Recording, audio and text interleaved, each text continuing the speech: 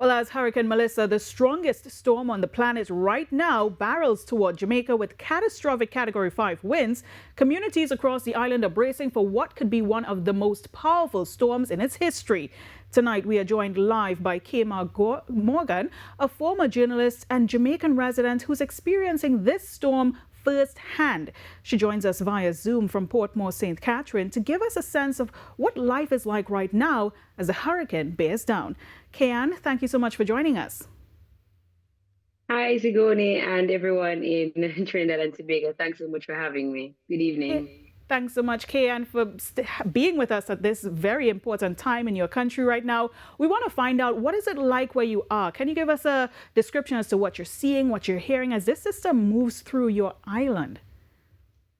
Well, as you said rightfully, I am in Portmore, St. Catherine, and where the storm is expected to make landfall is through St. Elizabeth. So I'm more to the east of the island, and where I am, we're having on and off, so intermittent rain. So it's not much right now. And to be honest, a lot of us in my side, we're wondering, when is this storm going to really come? A lot of us are like, it's not coming again, but we are monitoring what we're seeing in the news. But currently, where I am, I can say is that we're not having a lot of rains right now. But that aside, other parts of the island are having rains. Even before it was expected to make landfall from Thursday, the storm, because the storm is moving so slow. Um, we have been waiting from Thursday. So just imagine the anxiety that we're going through right now, because when it was to make landfall, it was a tropical storm. And now it's a category 5, like the highest on the scale. So now we are nervous, we are confused, we're following the news, we're just waiting on the lights to go because we're charging up, we're just sitting here eating food, trying to huddle together right now. I'm not at home, I am with my family. Because we have decided that we're going to stay close, because once the power goes out, we will not be able to communicate, because even if we do have charged devices, it will still affect the signal, and we will not be able to communicate. So we're really just sitting here following the news, waiting, and we're just anxious. I can only imagine what you're going through. I know, Kayann, you would have covered disasters, being in a newsroom in your past life, I should say. How does this one compare for you now being out of the newsroom?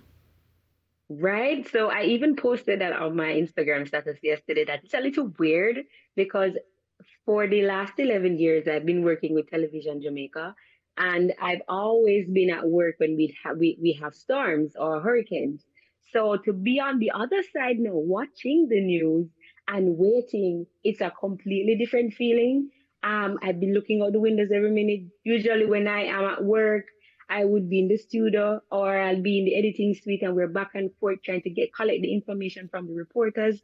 But now I'm here just sitting like an ordinary Jamaican, waiting on the storm to come. So it is a completely different feeling on the other side.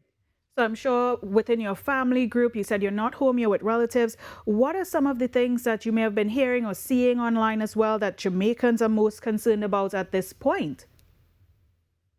Well, it's really sad to say, but a lot of Jamaicans are so unserious. While some have taken heed and they are taking it serious, some have decided that they are not leaving. I was just watching some coverage of TVJ in doing some tracking of Melissa in Port Royal, which is the harbor in Kingston. And persons are, I've been through Gilbert, I've been through Ivan, and I'm not leaving. The government has sent out public transportation buses, which we call JUTC buses, for them to go aboard to go to the shelters, and a lot of them are not taking it serious. A lot of persons are currently at the shelters right now. But what we're really worried about is just we need more persons to understand that this is something very serious. I mean, this is the highest a storm can get, and it is going to pass through Jamaica at this point. So it's just the unseriousness of a lot of Jamaicans right now. I was just watching a video, and persons are out in the street having a party, some dancing. Some are playing football. Hmm. So it's a little unserious Right. here, but in other parts where the rains have been falling for a pretty long time, persons are worried about like land slippages. I've seen I don't remember the name of the road, but there was a road that collapsed in a parish. Right. So things are happening. Trees are falling down. Roadways are blocked. People are already seeing a rise in the water, because I was watching a video of someone saying that this is usually a dirt track for them to walk on, and no, it's a river. So Right. yes, people parts of the island are getting the battering, but in parts where we haven't received that heavy rain yet, persons are still not taking it serious.